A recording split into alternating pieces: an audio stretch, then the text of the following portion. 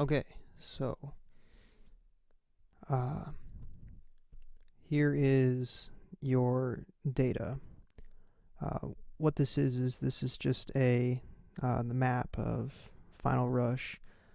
It has all of the models for the level, just the terrain though.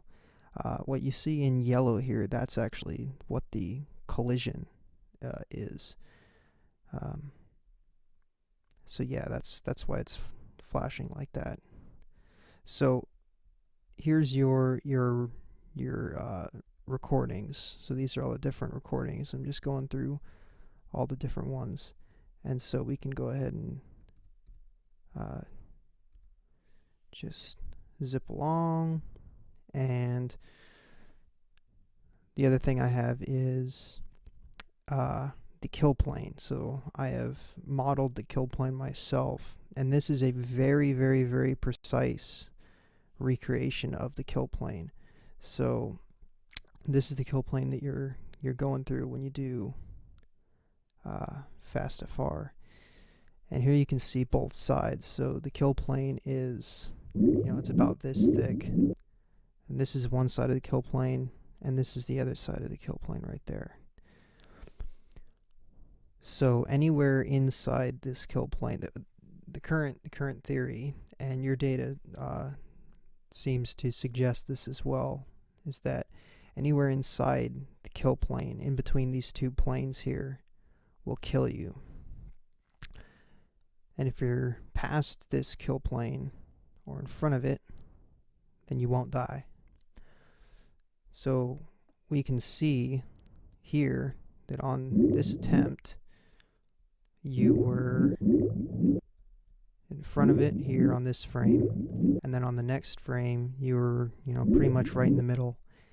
And as you can see, this was not a successful skip, as you died.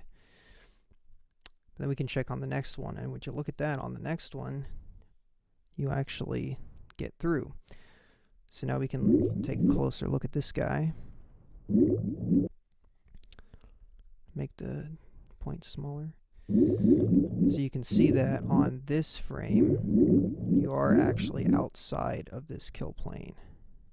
Just by a little, but that's all you need to be.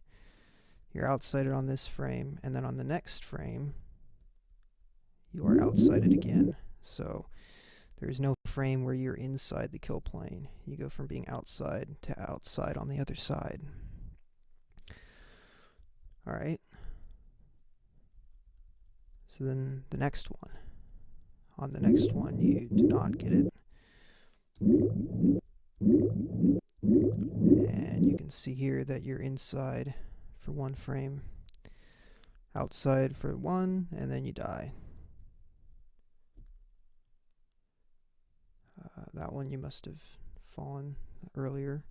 Here's one where you get it again, and you can see it's close. It's close, but yeah, you are actually outside for this frame, and then you're outside for this frame as well. So I've looked through all of your, I think there's like 40 attempts, and they all follow the same patterns. The ones that don't make it, there's a frame where Sonic is in between these two planes, and all the ones that make it, like this one and all the others, they're outside for one frame, and then they're past it on the next.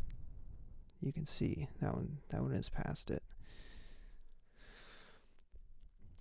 There is one that looks really close. I think it's this one. So this one you didn't make it. And you can see, at first glance this might look like it's outside, but nope, it is actually inside. So yeah, that's a death. So based on your data and all of these attempts, they all follow the same pattern. I would say that the current theory is holding up pretty good against all this data. Every single one does the same thing. I don't know how you're getting it consistently sometimes. I would just strike it up to chance, because it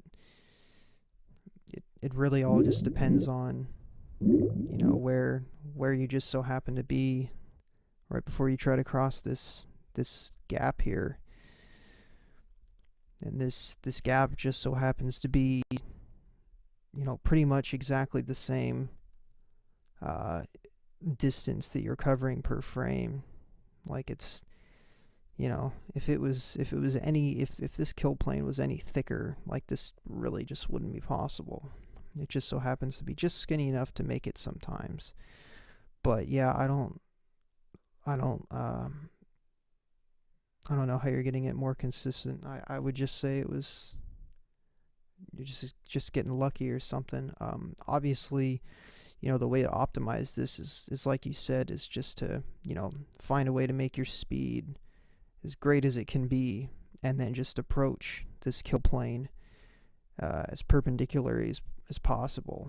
And that's pretty much what you're doing. Like, you know, you're approaching, you know, right like that. Kill plane's just angled pretty vertically, but, you know, not perfectly vertically. So yeah, like that. This attempt we're looking at right here, you know, that's pretty much perpendicular. That's all you can do. Let's look at another one where you get it. I think there's one here at the end. Yeah. Yeah, so I mean, it's, you know, pretty perpendicular. This gets you through. But again, it's just so happens to be that everything aligns, the stars align perfectly. So yeah, hopefully seeing this, I don't know, maybe you can get a better idea of just what's going on here.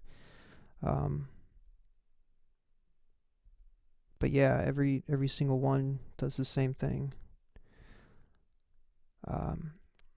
And that's the last one.